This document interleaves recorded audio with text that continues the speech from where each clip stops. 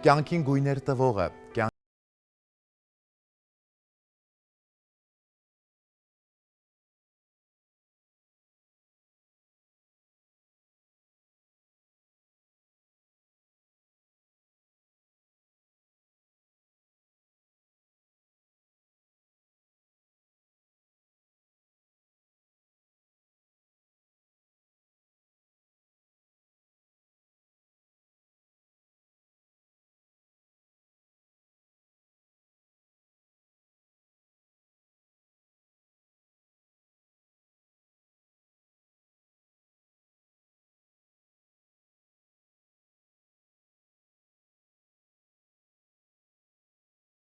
անկեղծ զրույցին ես ուզում եմ շատ հակիրճ ներկայացնել մեր նախագծի ֆորմատը։ Այսօր խոսելու ենք քո կյանքի տարբեր փուլերի մասին եւ ստանալու ենք քեզանից անկեղծ պատասխաններ։ Եվ վերջում դու ստանալու ես մի անհասցե նամակ, ահա այս ծրարի մեջ այդ նամակը, եւ այստեղ այն նամակը, որը որ գտնվում է այս ծրարում, քեզ համար թանկ, հարազատ ու քո կյանքում մեծ դեր ու նշանակություն ունեցող մարդն է գրել։ Իսկ թե ով, մենք կիմանանք միմիայն այսօրվա մեր նկարահանումների ավարտին։ Կարծում եմ, որ շատ հետաքրքիր պահ ենք այսօր վայելելու։ Անհանգստացնում եք։ Սկսում ենք քո կյանքի պատմությունը։ Որտեղ ծնվեցիր, որ ծննդատանը եւ ընտանիքում որ երրորդ ծնունդն էիր, այսինքն քեզանից առաջ ունես քույր, եղբայր։ Նախ շնորհակալ եմ այդ առաջինի մասին հեսա ասեմ, որ առաջին հաղորդման, Անդրանիկ հաղորդման Անդրանիկ Յուլն եմ, դա շատ կարևոր է իրականում առաջինը լինելուց, ու անկախ իմ կամքից մեր ընտանիքում էլ եմ առաջինը եղել։ Առաջնեկն ես։ Առաջնեկն եմ, այո, ծնվել եմ Երևան քաղաքի սրտում, Մաշտոցի առաջ Լենինի պողոտայր կոչվում, Մարգարյան ծննդատանը։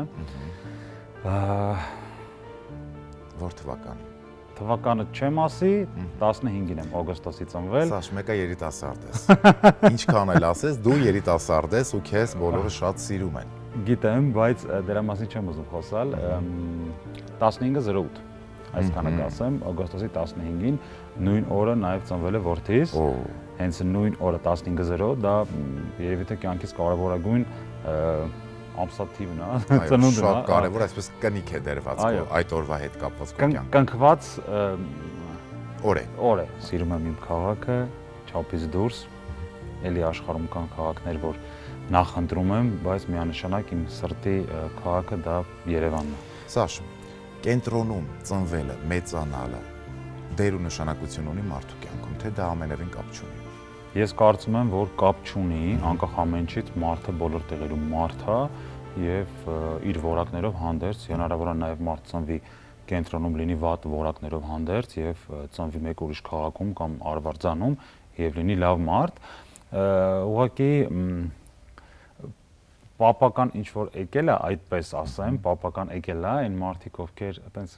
կարելի ասել կենտրոնում են ծնվել, մեծացել, ծնողները, պապերը եւ այլն, զուտ հոգեբանորեն ասում ես կենտրոնցի ու կենտրոնում եմ ապրում ու կարծես թե կյանքումդ ինչ որ բան է փոխվում, բայց չի փոխվում։ Մենակ ապրելը չէ, կենտրոնում ապրելը, կենտրոնում շատ մարդիկ են ապրում, բայց կենտրոնցի լինելու հետ ընդհանրապես կապ չունեն իրանք։ Դա հոգեբանություն է, դա մենտալիտետ է։ Իրականում տեսեք, ես մի թաղամասում եմ ծնվել, մեծացել, որտեղ ամբողջությամբ լեզվաբաններ, գրականագետներ, մտավորականներ էին ամբողջ շենքում։ Ես ծնվել մեծացել եմ մի շենքում, որտեղ դիմացած հենց եղել է մանկավարժական համալսարանի, Էսպայն համալսարանի բանասիրական ֆակուլտետը, կողքը հենց կողքի մասնաշենքը կուլտուրայի ֆակուլտետը, մեր շենքի մյուս պատոնից նայել եմ երաժշտական ֆակուլտետը եւ մեր շենքում ամբողջությամբ բնակվում էին մտավորականներ։ Այ ոչ թե կենտրոնում ծնվելը, այլ նման միջավայրում մեծանալը, երբ որ դու մեծանում ես լավ ընտանիքում, որտեղ մտավորականներ են, ծնողները, պապիկս պրոֆեսոր, ամբիոնի վարիչ, մայրս պրոֆեսոր, հայրս դասախոս, տատիկս ուսուցչուհի, հորեղբայրս բժիշկ, հորեղբայրս ամբողջ ընտանիքը բժիշկներ։ Հայդեպ նշեցիր բժիշկ, եթե ես չեմ սխալվում, դու եւս փորձել ես կրթվել եւ դառնալ բժիշկ, բայց ոնց որ թե ճանապարհը քեզ շեղել է, ինչու։ Նայեք, մեր ընտանիքում միշտ այնց ընդունված է եղել, որ բոլորս պիտի լինենք հստակ ինչ-որ մասնագետներ, չգիտեմ, մորաքույրս դպրոցի տնօրեն, մորաքրոջս աղջիկը դպրոցի տնօրեն, մենք սենց գծով են գնացել, իրականում հորեղբորս ֆակտորն է իմ մոտ դեր խաղացել, ես իր հետ շատ կապված եմ եղել, հիմա էլ եմ կապված, բայց ժամանակին փոքր տարիքում ավելի շատ էի կապված եւ ինձ համար օրինաչափություն էր, որպես ինքը լավ մարդ, լավ մասնագետ, ու ես իր հետքերով Տիգրանի Բաբասյան, որը այսպան եւս վիրաբույժ է, աշխատում է հիվանդանոցում, իր հետքերով որոշել էի վիրաբույժ դառնալ։ Ես նույնիսկ մինչև 10-րդ դասարանի երկրորդ, այսպես ասած, սեմեստր սովորել եմ բժշկական վարժարանում, որտեղից պետք է միանգամից դառնայի մասնագետ բժիշկ։ Եվ ինչի չեմ դարձել, ես հետաքրքիր երևի բացահայտումը երբեք չեմ արել, սա երթական խոստովանություն է կլինի, խանգարեց շատ երկար սովորելը դեպի բժիշկ դառնալու պատասխանատու մասնագիտությունը։ Այսինքն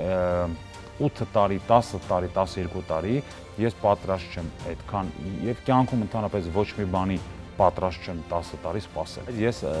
13 տարի մի բանի եմ սպասել, որը հիմա շատ մոտ է իրականացմանը, դա հաղորդման վերջում ընթացքը ցույց կտա, կասեմ թե չեմ ասի։ Ինձ թվում է կբացահայտվի, որովհետեւ մենք փուլ առ փուլ գնում ենք առաջ եւ դու էլ խոստովանել ես, որ խոստովանության տաղավարում պետք է այսօր անկեղծ զրույց։ Այո, երևի այդ մի բանն է, որ կյանքումս 13 տարի սպասել եմ։ Շատ լավ։ Մենք կփորձենք բացահայտել, թե ինչին է իրականում Ալեքսանդր Բաբասյանը սպասել 13 տարի։ Սաշ, հետո չընդունվեցիր բժշկական։ Ինչ եղավ։ Բժշկական չընդունվեցի, որովհետեւ արդեն ասացի, հա չեմ ուզում այդքան երկար սովորեմ, որ դառնամ բժիշկ։ Ինձ ընդամենը մնացել էր 2 ամիս ընդունելու ցանկություններին։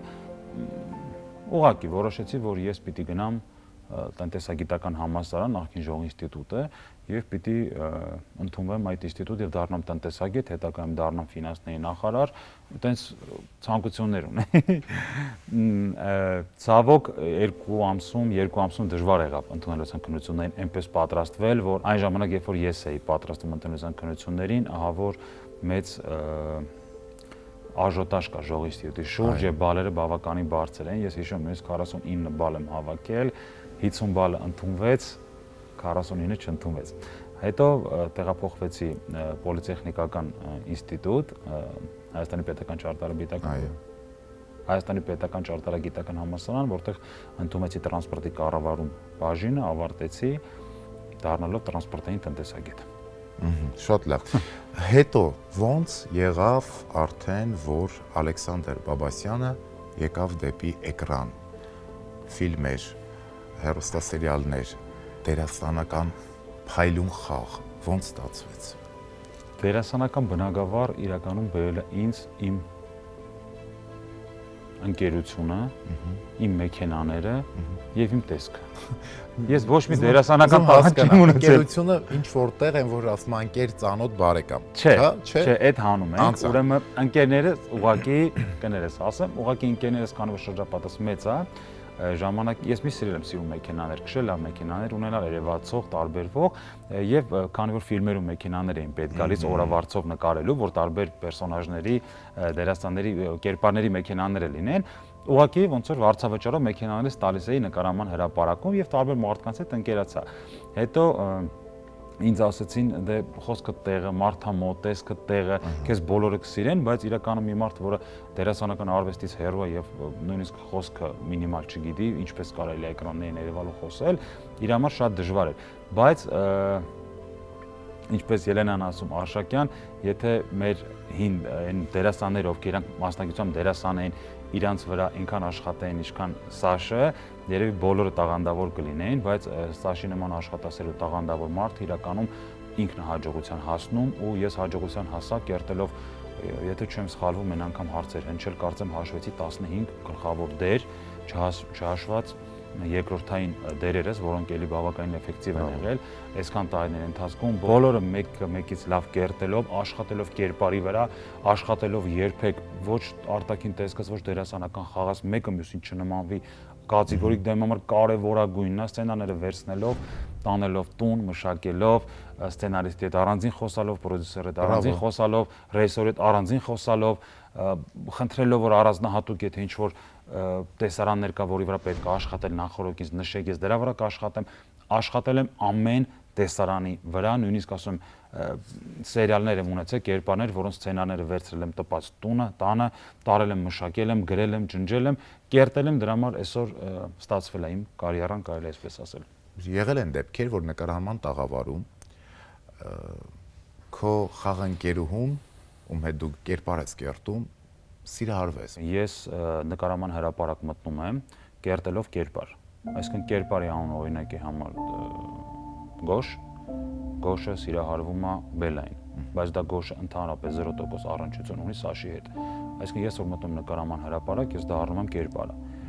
Կերպարը կարա սիրահարվի, այնքան սիրահարվի, որ բոլորը տեսնելուց ուղղակի հիացած լինեն եւ ամբողջ սոսկայքերին պատտվեն այդ սիրուն գեղեցիկ տեսարանները։ Այո, բայց Սաշը երբեք կերպարային ոչ մի դերասանուհու բնականաբար ոչ մի էմոցիա չի արտահայտել, չի զգացել, որովհետեւ նկարահանման հրապարակում կամերաներից որտեղ նայում են տեսախցիկները, այդտեղ Սաշը չի։ Այդտեղ այն կերպարն է։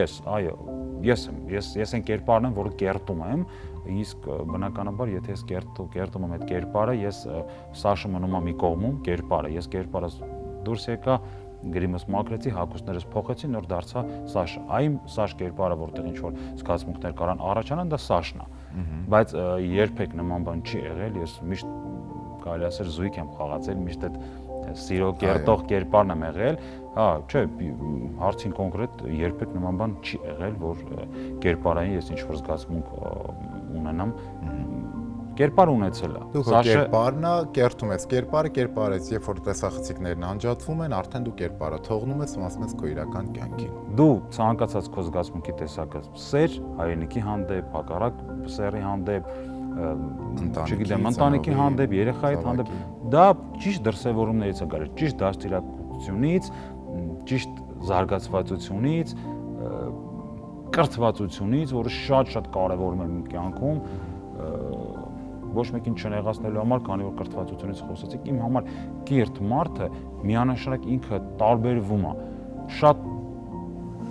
կարծրատիպեր կան, ասում են անպայման չի, չգիտեմ, կրթություն, պարտադիր չի, դու կյանքում կարաս կրթվես, սովորես, բան։ Ես ոչ մեկին չնեղացնելով ասեմ, որ ինձ համար դա սխալ է, ճիշտ է, չեն քննարկում։ Ինձ համար ես տարբերություն նկատում եմ կրթված մարդու եւ անկիրթ մարդու։ Միանշանակ։ Պապիկիս տանը, որտեղ պապիկիս տունն էր, ես այդտեղ ապրել, ծնվել, մեծացել եմ։ Մենք ժամանակին ապրել ենք իմ հորական եւ պապիկիս ընտանիքները բոլորս միասին, հետո ես մի փոքր երևի 4-5 տարեկանում եղել, մեր ընտանիքը առանձնացել է մամայից, պապայից, տատիկիս, պապիկիս հետ այնքան կապված եմ, որ չեմ գնացել, մնացել եմ իրենց հետ ապրելու։ Բայց այդ գրադարանը ընդամենը մի մասն էր պապիկիս գրադարանի, որովհետեւ այդ գրադարանի մասին, որը հատակից միջև առաստաղ էր եւ ձախ պատից միջև աջ պատը, դա եղել է իմ ննջարանում, որտեղ ես ապրել եմ 24 տարի, որտեղ ամեն օր առավոտյան աչքս բացել եմ, ուղիղ իմ դիմացն եղել այդ գրադարանը, ես նույնիսկ որ ուզեմ երևի շեն շարքերով կհիշեմ։ Սաշ, խոսենք քո ծնողներից։ Պատմիր քո ծնողների մասին, հայրդ, մայրդ։ Հայրս, մայրս լեզվաբաններ, ամբողջ կյանքները նվիրած հայոց լեզվին, կրթությանը, սերունդեր կրթելուն, իրենց կյանքը ամբողջովին նվիրած իր ընտանիքին, իր երեխաներին, հատկապես մայրս ամբողջ կյանքը նվիրել է իր ընտանիքին։ Ես չնայած մեր տանը եղել են 3 տղամարդ եւ մենակ մայրս է կին եղել, բայց մեր տանը երբեք խնդիր չի եղել տան մաքրության, երբեք չի եղել նման բան, որ տունը ամբողջ մաքուր չլինի, ուսերին, չէ, ինչպես ասում են։ Թողնելը գիտեք ոնց միշտ եղել ենք մամայի կողքին, բայց մայրս եղել է այնպեսին, որ միշտ անը եղել է նոր թարմեցված սնունդ, ճաշ, կարելի այսպես ասել, միշտ ամեն ինչ եղել է հարդարված, երբեք մենք ավելորդ մի բան տանը չենք նկատել եւ նույնիսկ ասելով տենց գիտեք ոնց մայրս այնքան բծախնդիր է, որ եթե այս նամակը սա սենց պիտի դրվի, եթե հանկարծ ինքը սենց է դրված, ինքը պարտադիր պիտի գա ուղի եւ նկատողություն անի։ Իմ բնավորությունը լավ։ Եվ դի նկատողություն անի, եթե սրա ձևը այսպես է, դուք ինչ եք այսպես դրել։ Ես մինիմալ բան եմ ասում, այսինքն դե պատկերացրեք գլոբալ։ Հաճախեց վիճել ծնողներիդ հետ։ Ես ծնողներիս հետ երևի թե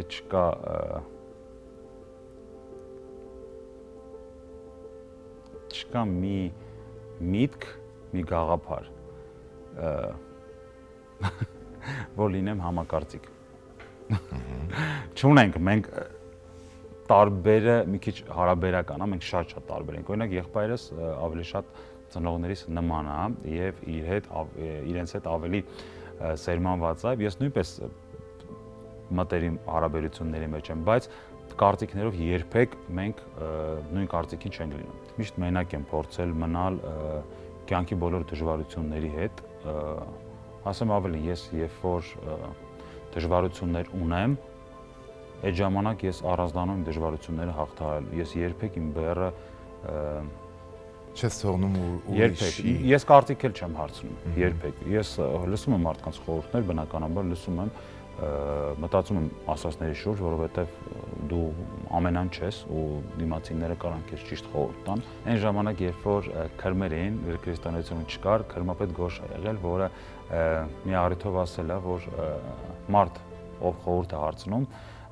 հարցնում նրա համար, որ տվյալ բանը չստացվելու դեպքում մեղադրի խորհուրդ տվողին, այսինքն պատասխանատվությունը իր վրայից գցի։ Իսկ ես սիրում եմ պատասխանատվությունը վերցնել իմ վրա։ Երբ որ հասկանում ես, որ դու նեղացրել ես ծնողների, ճակերտների մեջ նեղացնելը, ո՞նց ես արդարանում։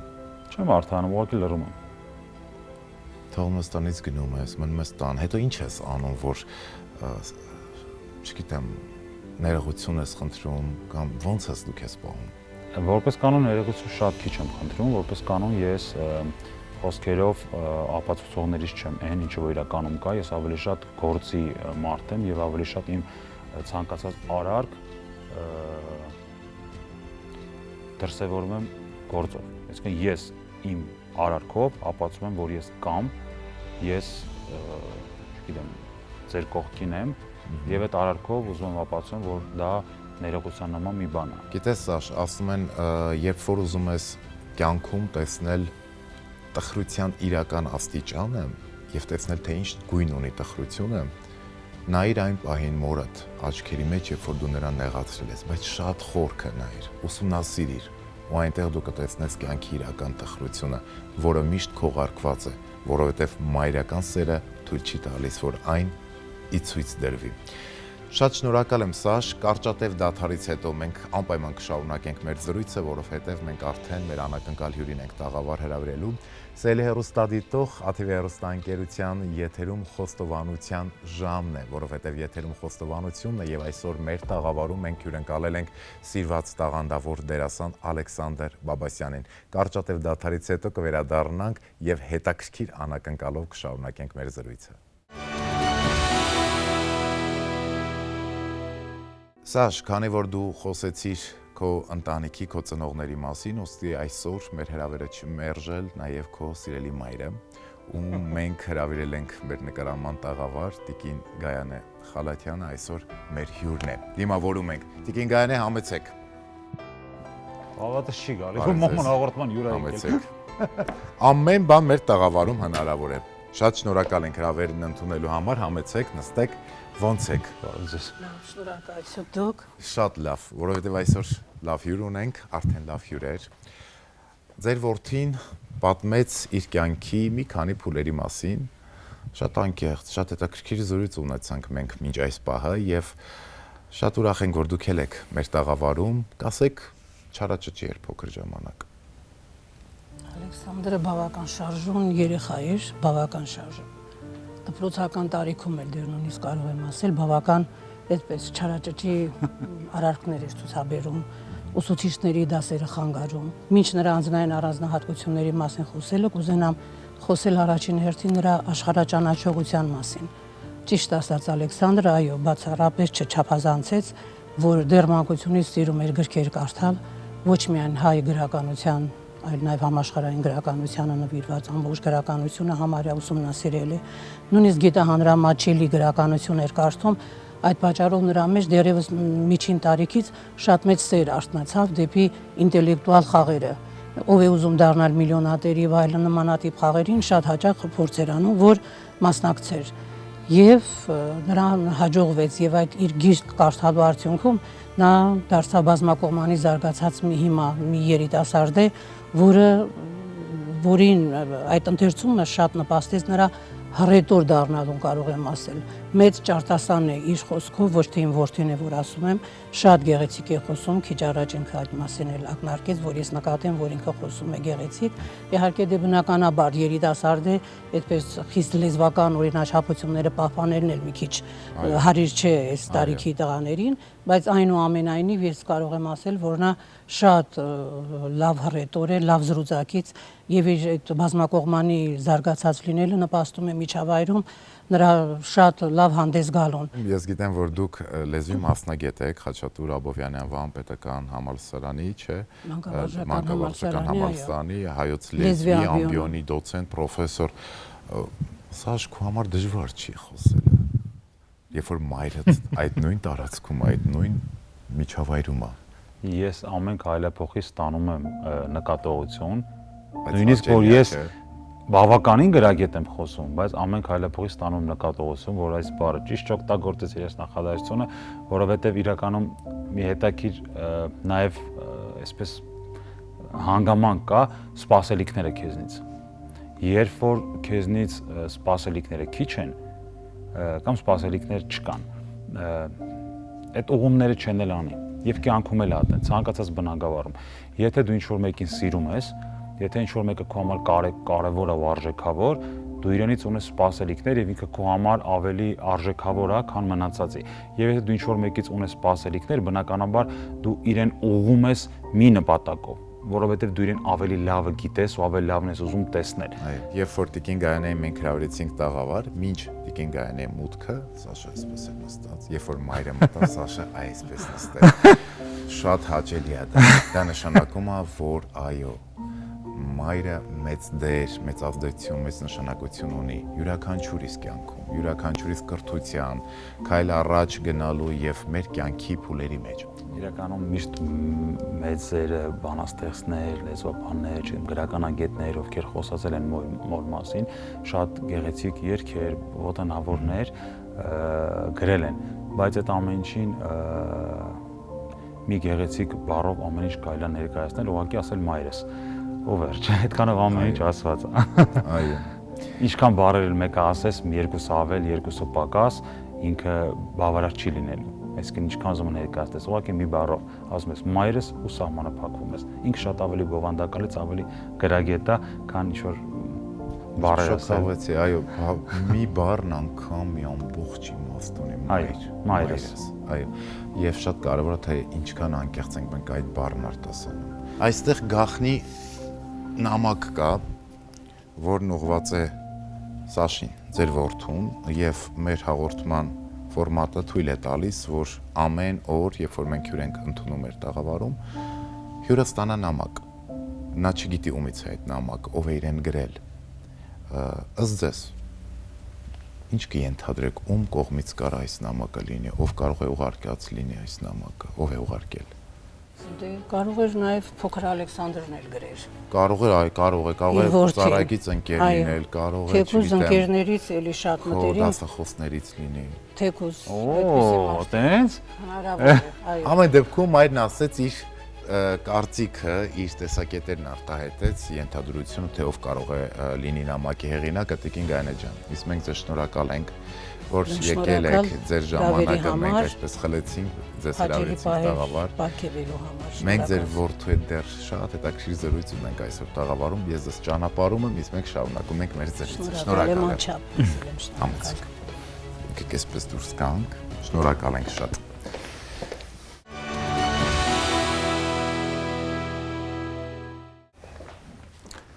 Ու սկսվեց ամեն բան նորից։ Մամայի անակնկալից ուժեղ անակնկալ է լինելու, ես որ Ես գիտեմ, որ շատ ծանր ես տարել քո սիրելի տատիկի մահը։ Ինչ փոխվեց տատիկից հետո քո կյանքում։ Տատիկիս մահը կարելի ասել ոչ թե ծանր եմ տարել, այլ ծանր եմ տանում մինչև այսօր։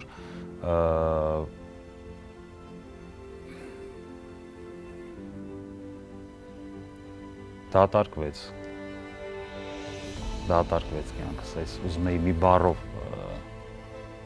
ասեի, դատարկվեց։ Մի փոքրիկ խոստովանություն անեմ, որը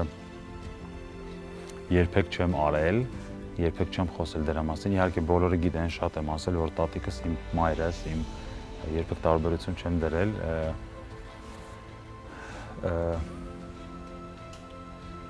Տատիկս իմ ձեռքերից մեջ է մահացել,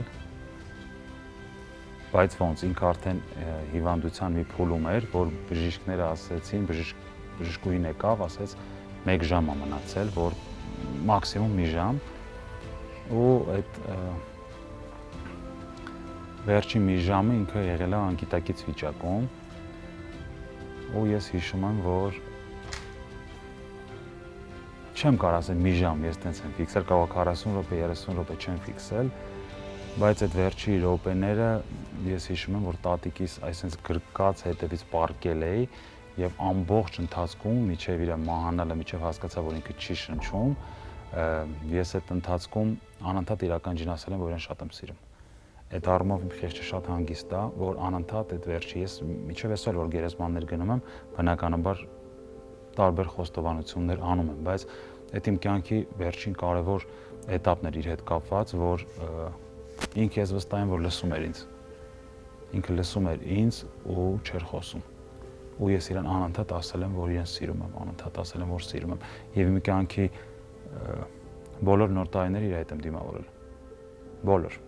Եղել է որ ծնողներիս հետ չեմ դիմավորել, բայց տատիկիս հետ եմ դիմավորել։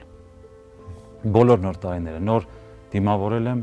նոր հետո գնացել եմ ծնողներիս տուն, ծնողները շատ ժամանակ գիտեն, որ նույնիսկ եղել է, չեմ, իրաց մեջ նեղացել են կամ մտածել են, բայց բոլոր նոր տարիները մենք եղել ենք իրար հետ, իմ տատիկի հետ, մինչև իր մահանալը դիմավորել ենք, իսկ այդ իմ համար ամենակարևորն էր, որ ես անընդհատ չգիտեմ 1000 անգամ, 100 անգամ, 500 անգամ ասել եմ, որ ես քեզ սիրում եմ, տատի, ես քեզ սիրում եմ։ Դու պատմում ես եւ ես պատկերացնում եմ այն պահը, երբ քանդվում է քո ու տատիկի մեջ իրական կյանքի կամուրջը, երբ որ դու գրկել ես ու հասկանում ես, որ տատիկը վերջին կյանքում վերջին շունչն է շնչում։ Դա անտանելի է, երբ որ քո ամենասիրելի մարդկանց մեկը գնում է ու դու ոչինչ չես կարող անել, ոչինչ ու դու չունես այդ պահին դու ամենաանզորն ես։ Այն որ դու քո տակ մարմնով գրկում ես, ուզում ես իր մարմինն էլ տաքացնես, բայց դա արդեն անհնարին է։ Ուղղակի այդ պահին անզոր ես ու քեզ ինչ որ ուրիշ իրավիճակներ թվում է, թե դու զորեղ ես ու դու ամեն ինչ կարող ես, մենք հաղթող ենք, բայց երբ որ գալիս է դու կյանքի հետ ես պայքարում, երբ որ դու բնության օրենքների դեմ ես պայքարում, հասկանում ես, որ դու ուղղակի թույլ ու անզոր մի էակ ես, որը ոչինչ չի կարող անել իր ամենասիրելի մարդկանցից մեկի համար։ Ուղղակի դու ոչինչ, մնում է դու ուղղակի վերջի խոստովանությունը անես, ուղղակի հիշես իրան միշտ։ Այո։ Սաշ Ֆորթիտ քո ծննդյան օրն է ծնվել, ունի քո անուն, այսինքն Կրտսեր Ալեքսանդր Բաբասյան։ Այո։ Ալեքսանդր Բաբասյան Ալեքսանդրի։ Ալեքսանդր Բաբասյան Ալեքսանդրի շատ հետաքրքիր է, ծնվել է իր հայրիկի ծննդյան օրը, նույն անունն ունի ինչ որ հայրն ունի, քանի տարեկան է այսօր տղան։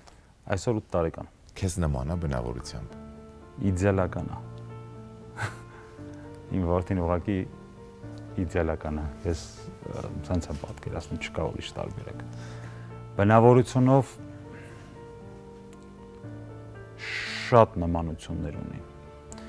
Ես նույնիսկ օրինակ բերեմ, իրականում դա դաստիարակությունն էլ բնականաբար դեր խաղացել, բայց գենետիկայից ոչինչ չես կարող անել ու բնավորության մեջ այդ ինքնուրույնության գծերը, որ դու իրան փորձում ես ինչ-որ բանով օգնես, ինքս ասում մի արա ես կանեմ։ Դա իմ համար մի օրինակ բերեմ, ձեր համար շատ արդեն բան պարզ կլինի։ Երեխան նոր տարուն ուզում էր PlayStation։ Ու ես իրան ասացի, որ դու ինքը առաջի դասանից որ գնում է, ինքը ամեն իր ստացած 5-ի համար ունի նվեր։ Միշտ տենց է եղել։ Մի բան այնքան էր ստացել 5, մի անգամ իր դասվարին տեսա, ասացի իհարկե բնականաբար կատակով, ասացի գործեք անում Ալեքսանդրի հետ, այդքան 5-10 բալը որ ստանում է, դա ամեն անգամ նվեր է, այդպես կատակով, այսինքն այդքան շատ էր ստացել ինքը, ես հպարտ եմ, որ ինքը շատ լավ է սովորում ու գրեթե բոլոր առարկաների հանդեպ ունի առանձնահատուկ ունակություններ, ավելի շատ մաթեմատիկական ուղղվածությամբ, բայց հումանիտարի հանդեպ էլ եւ տեխնոլոգիաների հանդեպ շատ ուժեղ, բայց ուրեմն ամեն 10 բալի դիմաց ասել էի, որ դու այսինչ գումարը ստանալու ես եւ մենք բարեկամներով այսպես ծնող տատիկ, պապիկ եւ այլն ամեն բալի համար, ես ստացած 10-ի համար ստանում էր գումար, որ ինքը հավաքել էր, որ գնի PlayStation։ Մի փոքր վերջի գումարն էր մնացել, որ պակաս չնշեմ ինչքան։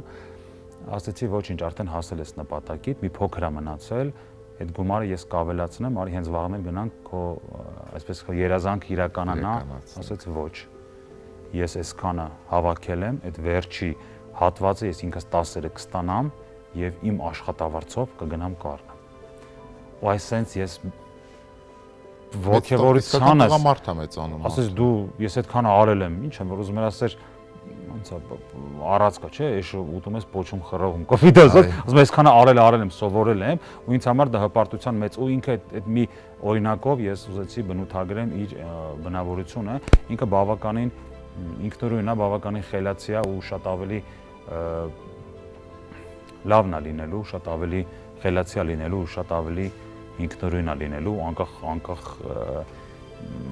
իմ ներկայությունից իր կյանքում մեկը ինքը պետք է հաղթող լինի իր տեսակով։ Վերջին ժամանակաշրջանում շատ քննարկվում է քո եւ Լիլիթի ամուսնալուծությունը բոլոր տեղերում, բոլոր կայքերում, տարբեր զրույցներ են, տարբեր պատմություններ են։ Ինչպես դա անդրադարձավ երեխայի հոգեբանության վրա եւ ինչու այսպես ստացվեց։ Նախ երեխայի հոգեբանության վրա ոչինչ չի ազդում, ու ոչինչ չի ազդել ու ոչինչ չի ազդելու, ինքը պատրաստ է ամեն ինչին այդ մեկ։ Երկրորդը գիտենք ոնց է թեման այնքան հին է արդեն։ Այնքան արդի չի։ Բայց ինձ նույնիսկ մի բան ասեց, որ ի վերջո, չէ, ասենց եզրափակվի այդ ամեն ինչը, որովհետև անդադ ամենտեղ գնում է Ալեքսանդրը, Լիլիթը ամուսնալուծվեցին։ Ես այդ թեմայի ողոք ասելու բան չունեմ, որովհետև ինքը ավարտված թեմա է։ Եվ ավարտելով, չեմ նույն մեջբերումը արեցի Պլուտարքոսի, ինչքան կամուրջները հետևդ ավելի ուժեղ այրվում, այնքան դիմացդ լուսավոր է։ Եվ այդ թեման անկեղծ որ ասեմ, չգիտեմ ինչի է այդքան քննարկվում։ Երևի լրագրողներին հարմար այդ սադրանքները բնականաբար հարմար է, որ իրենց դիտումները հավաքեն, որովհետև մի բանի մեջ որ ես կամ բնականաբար դա մեծ դիտումները հավաքելու։ Բայց այդ թեման իմ համար փակված է, ես այդ թեմայից այս վերջի, այս խոստովանությունն է, վերջի, որ էլի երբեք այս թեմայից ոչ միտեղ չեմ խոսալու, որովհետև ինքը չկա։ Առավել եւս այն դեպքում, երբ որ դու ունես նպատակ նոր ընտանիք կազմելու, առավել եւս ունես նպատակ, ունես սիրելի, առաջին հերթին ինձ հաճելի չի այդ թեման, երկրորդ իմ սիրելին հաճելի չի այդ թեման, երկրորդը եթե դու ինչ որ մի մարդու սիրում ես եւ այդ մարդը քո համար արժեք ունի,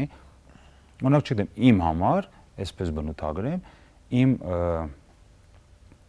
սիրելին, իմ կյանքի, ասենք լուսավոր, իմ լուսավոր կետն է։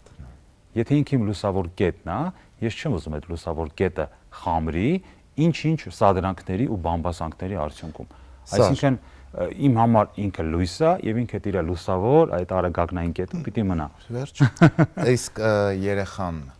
կապը երկու կողմից ծնողներ հետ էլ պահում է, չէ, եւ քեզ հետ եւ մայրիկի հետ, չէ։ Միանշանակ։ Դուք այնքան խելացի արտահայտվեցիք, որ բացարձակ չի ասել երեխայի հոգեբանության վրա, իսկ դա նշանակում է, որ երկկողմանի եղել է ճիշտ մոտեցում։ Եվ դու նշեցիր, որ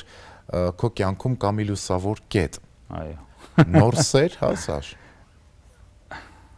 Ճիշտ հասկացա։ Հարաբերական է նոր սեր։ Կներես, այն 13 տարի առաջվա ինչ որ էսպիսի բան ասեցի սկզբում զրույցի, այդ սրա հետ կապ ունի։ Այս մի երկու հարցի պատասխանեցի մի բառով, ավելի ինքը խորիմաստ ու փիլիսոփայական հնչեց, որովհետև ինքը ավելի էֆեկտիվ էր, հարցին այսպես պատասխանեմ, ոչ թե նոր սեր, այլ միակ սեր։ Ով է նա։ Չեմ ասի։ Իսկ մասնագիտությամբ դերասան կամ Ընդհանրապես կապ չունի այս բնագավառի հետ, այո։ Ստիլիստ դիզայներ։ Ստիլիստ դիզայներ, այո, ո՞նց եք ծանոթացել, որտեղ ծանոթացաք։ Պատմեմ թե չէ։ Այդ կայծը ոնց քո մեջ արտնացել։ Ինչքանով որ անկեղծ կլինես եւ կխոստովանես այս տաղավարում, այդքանով կարող ես պատմել։ Ամբողջությամբ շատ մանրամասն դետալային չպատմեմ, բայց Այդ կայծը կարելի ասել եղել է հենց առաջին օրվանից, առաջին հայացքից եւ ընդհանուր ինչ որ եղել է մեր հարաբերությունների, մեր կյանքի ընթացքում Եվ հիմա ամեն ինչ եղել է նենց ոնց որ պիտի լիներ իրական հեքիաթում, ոչ թե հեքիաթում, ոչ թե իրականությունում, այլ իրական հեքիաթում։ Այսինքն դա համ իրականություն է, համ հեքիաթ։ Այդ շատ կարևոր բան է, երբ որ քո հարաբերությունները հեքիաթային է իր դժվարություններով, իր երջանկությունով, իր առավելություններով հանդերձ։ Երբ որ մարդ վստահ գիտես, որ իմ ասացի նման քո կյանքի լուսավոր կետն է։ Ես շատ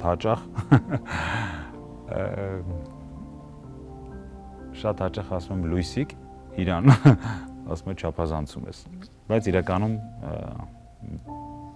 ինքը գիտի որ տենց է։ Գիտես ինչն է հաճելի, երբ որ մարդը կյանքում գտնում է մի լուսավոր կետ, որով երջանկանում է։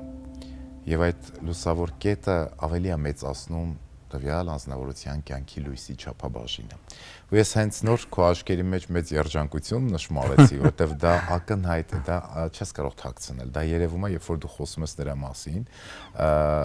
եւ ես շատ ուրախ եմ։ Ուրախ եմ, որ դու ուրախ ես, ուրախ եմ, որ դու սիրահարված ես, սիրում ես ու շատ հետաքրքիր պատմեցիր, գիտես, եւ մեզ համար եւս մեծ բացահայտում եղավ։ Սաշ, մենք կամած մոտենում ենք մեր նամակին։ Այն նամակին, որը հիմա իմ ձեռքում է, փորձենք գուշակել ում կողմից է այս նամակը։ Քո տարբերակները, 3 տարբերակ ընտրիր։ Եթե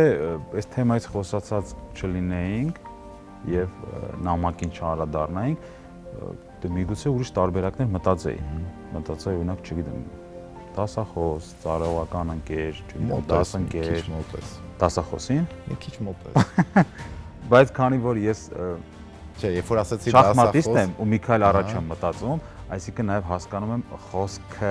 եղավ, որից հետո միանգամից անդրադարձանք նամակին, արդեն սկսում եմ ենթադրել, որ այն միակից է նամակը, այսպես ասած, բայց լավ, ես կասեմ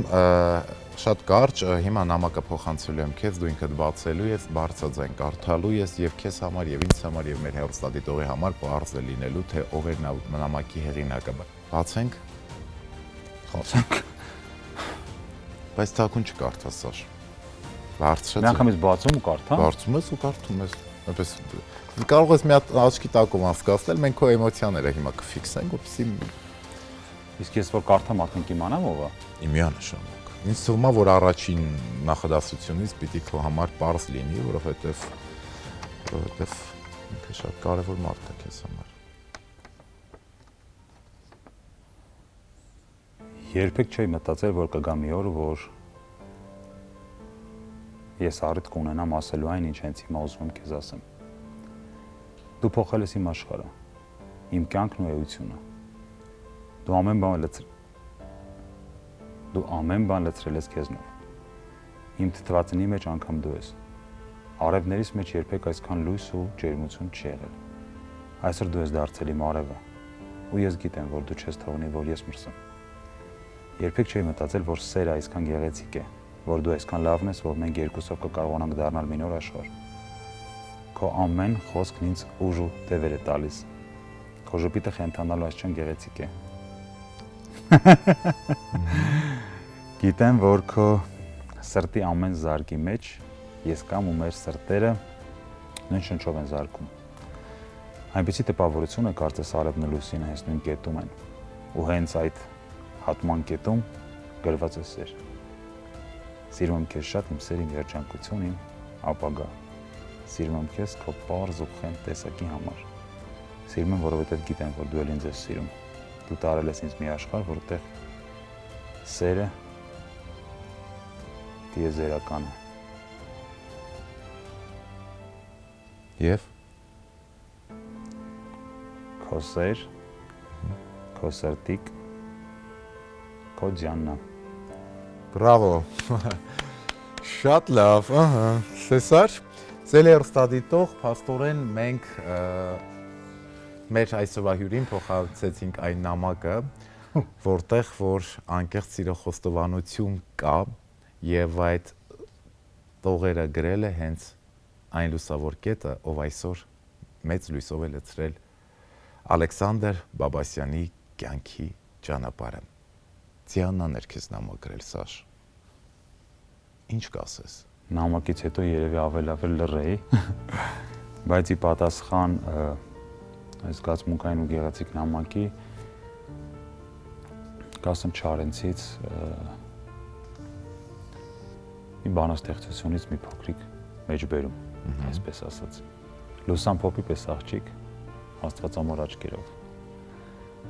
թոքախտավոր, թափանցիկ, մարմնի պես երազի,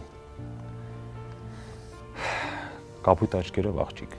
ակաթի ու կաթի պես հոգեթով, լուսան փոփի պես աղջիկ։ Բրավո։ Շատ հետաքրքիր, այսպես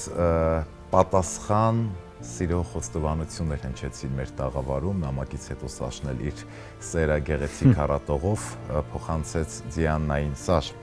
շնորհակալ եմ անկեղծ զրույցի համար, իրոք որ խոստովանություն հեռուստանախագծի տաղավարում շատ անկեղծ խոստովանություններ այսօր դու արեցիր, ինչը շատ գնահատելի է եւ եւս մեկ անգամ ուզում եմ քեզ շնորհակալություն հայտնել, որ այսօր դու իմ տաղավարում իմ հյուրն էիր։ Հետաքրքիր էր քո կյանքի պատմությունը։ Շնորհակալություն, որ վերջում սեն շոկի ենթարկեցիր ինձ։ Իսկ այս նամակը քեզ հետ տուն ես տանելու Միանշանակ։ եւ պահելու ես, հետո երբ որ արդեն Ձիաննայի հետ կհանդիպեք, միասին մի հատ էլ կկարդաք։ Անպայման շնորհակալ եմ բոլորին։ Սելի հեռուստադիտող, այսպիսին էր զրույցը Ալեքսանդր Բաբասյանի հետ խոստովանություն հեռուստանախագծի տաղավարում։ Կարծում եմ, որ կյանքում պետք է մենք յուրաքանչյուր առիթ օգտագործենք, որպեսզի կարողանանք մեզ համար թանկ ու հարազատ մարդկանց խոստովանենք այն ամենի մասին, ինչի մասին մինչ օրս միշտ լռել ենք։ Կհանդիպենք հաջորդ շաբաթ։